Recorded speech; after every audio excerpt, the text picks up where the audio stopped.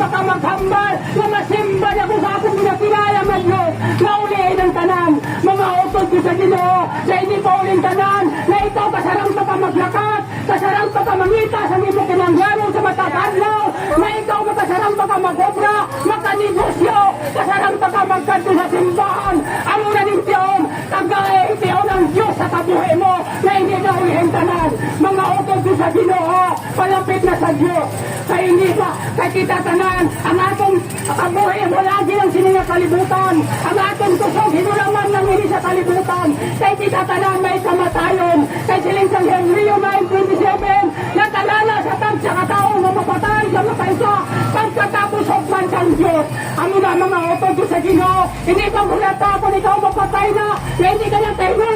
na hindi ka na kamangayo patawad sa Diyos, na ikaw, na wala ka na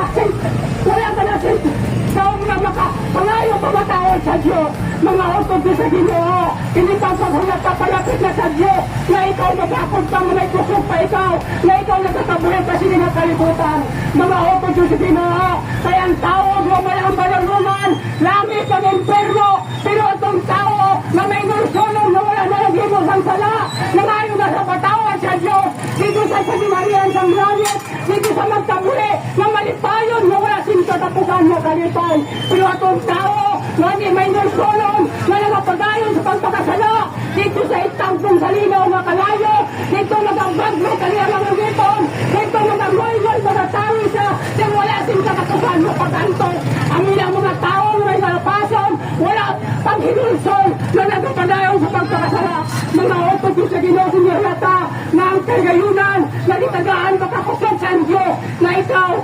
nakabuhi sinila kalimutan, mga utod ko sa Ginoo palapit na sa Diyos.